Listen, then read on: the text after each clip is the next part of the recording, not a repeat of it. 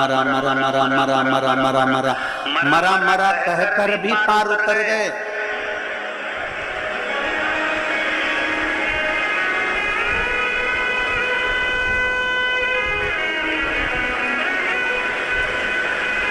बहुत सारे मिलते हैं आपको, कोई कहेगा ऐसा भजो, कोई कहेगा वैसा भजो, कोई कहेगा ऐसे गुणगान करो, कोई कहेगा वैसे गुणगान करो। शिव महापुराण की कथा कहती है तुम्हारा दिल जैसे कर जाए, तुम्हारा मन जैसे कर।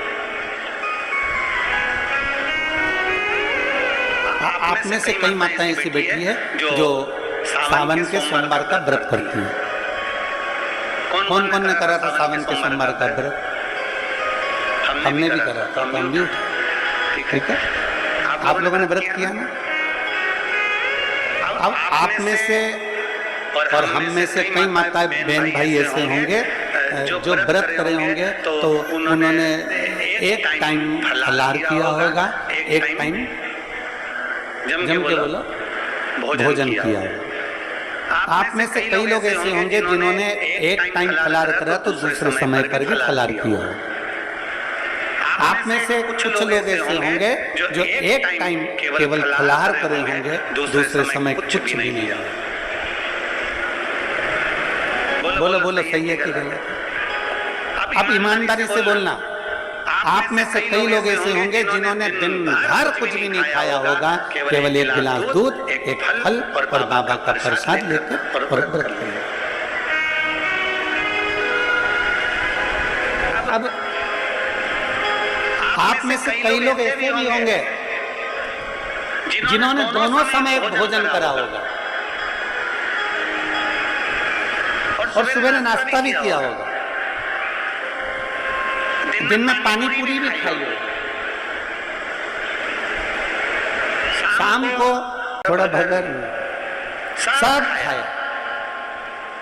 अब जरा बहुत बहुत गहन चिंतन वाला विषय, जरा ध्यान दीजिएगा। एक व्रत करा, एक टाइम भोजन, एक टाइम फलाहार, एक ने व्रत करा दोनों समय फलाहार, एक ने व्रत किया कि मैं कुछ नहीं खाऊंगा, एक फल, एक गिलास दूध, एक ने सब कुछ खाया, मतलब दिन भर भोजन किया, दिन भर भोजन। अब जो एक समय फलाहार कर रहा है वो भी शंकर का भगत है, जो एक दोनों समय फलाहार कर रहा है वो भी शिव का भगत है, जो एक फल ले रहा है और एक गिलास दूध ले रहा है वो भी शिव का भगत है, और जो दोनों समय भोजन कर रहा है वो भी शिव का भगत है। अब शंकर जी से पूछा जाए कि इनमें से तुम मुक्ति किसको दोगे, इनमें से तुम मोक्ष किसको दोगे, इनमें से सबसे पहले तुम किसकी सुनो, किसकी सुनो? तो भगवान देवदेव महादेव का चरित्र कहता है माता पार्वती से, पार्वती भले तुम भूखे रहो मत रहो, पर इतना जरूर करो कि किसी का दिल ना दुखे, तो मैं प्रसन्न हो जाता हूँ और वर प्रदान। तुमने व्रत किया ना किया, तुमने साधना करी ना करी, तुमने तप किया ना किया, तुमने उपास किया ना किया, पर इतना जरूर करो कि जिस दिन तुम्हारा व्रत है, जिस दिन तुम्हारा उपास है, उस दिन तुम्हारे मुख से अपशब्द ना निकले। जिस दिन तुम्हारा व्रत है उस दिन तुम्हारे मुख से आड़ा टेढ़ा ना निकले। जिस दिन तुम्हारा व्रत है उस दिन तुम अपने पिता, पति और परमात्मा, इन तीन के झूठे बर्तन अवश्य मांझ।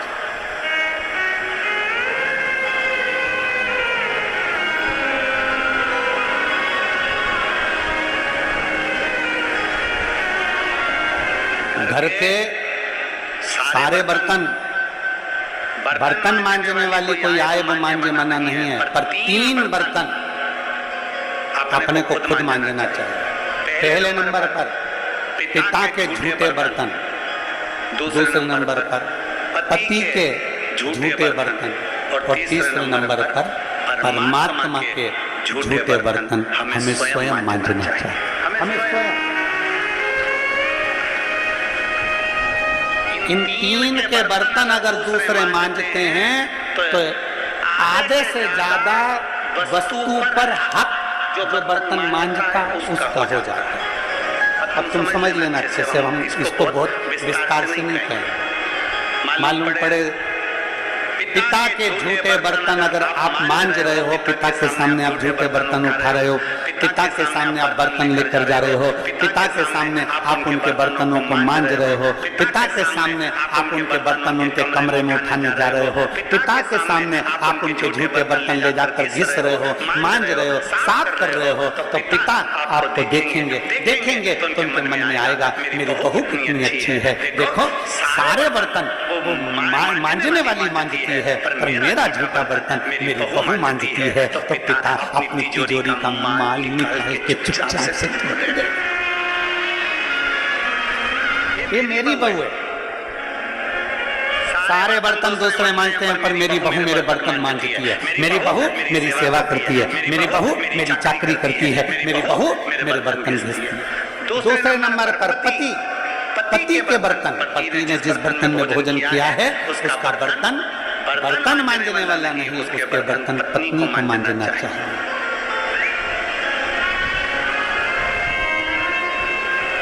और अगर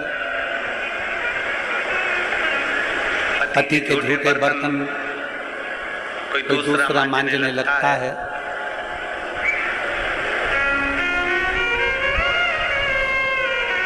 तो एक दिन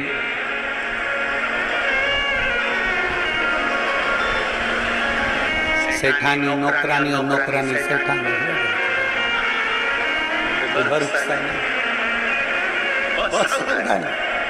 बहुत सावधान। पिता पति के झूठे बर्तन भी पत्नी को मांजना चाहिए।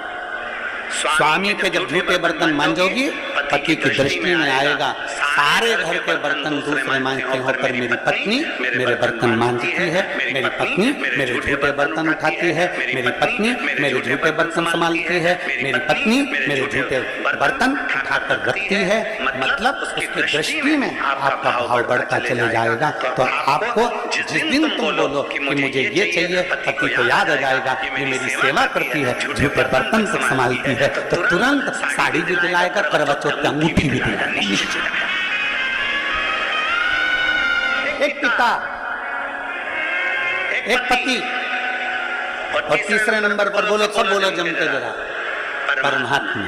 तुम्हारे घर में भगवान का मंदिर है, तुम्हारे घर में छोटा सा शिवालय है, तुम्हारे घर में छोटा सा देवालय है, तुम्हारे घर में छोटा सा मंदिर बना हुआ है, उस मंदिर में तुम भगवान की पूजन करती हो, पूजन करने के बाद भगवान को स्नान कराती हो, स्नान करा हुआ बर्तन रखा रहता है, लोटा रखा रहता है जल चढ़ाने वाला, भगवान के भोग लगाने की छोटी सी कटोरी होती है, भगवान को पानी पिलाने का छोटा सा लोटा होता है, कलश होता है, झारी जी होती है या कोई गिलास होता है। भगवान का बर्तन, परमात्मा का बर्तन घर की स्त्री को, घर की नारी को स्वयं मांजना चाहिए और बर्तन मांजने वाले को नहीं देना चाहिए, क्योंकि परमात्मा ये देखता है कि ये मेरे बर्तन मांज रही है, मैं इसको भंडार दूं। पिता, सब लोग बोलेंगे कौन कौन के बर्तन मांजना चाहिए, जम के बोलो। पिता, पति और परमात्मा। इन तीन के बर्तन, इन तीन के झूठे बर्तन, इन तीन के झूठे पात्र का घिसना, झूठे बर्तन को मांजना श्रेष्ठ। पिता, पति और परमात्मा।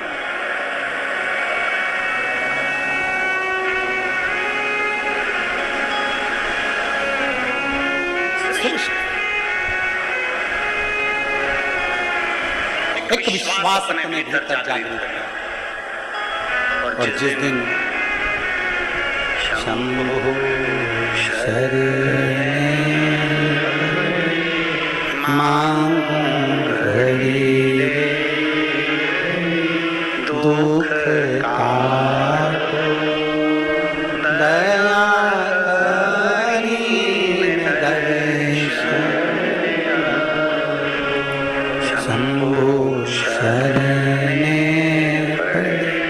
मांगू घड़ी दुख काटो दया करी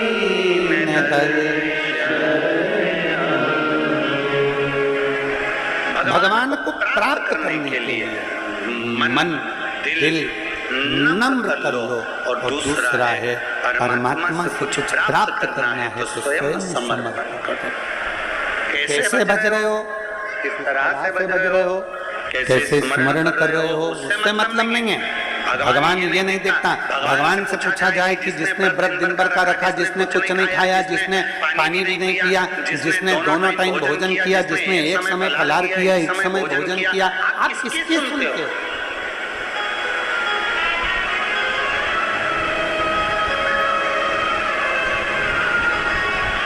आप किससे सुनोगे?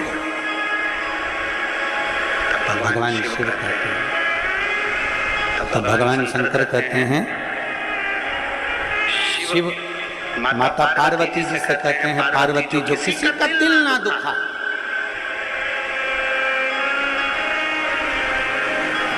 जिसके मुख से कभी अपशब्द ना निकले।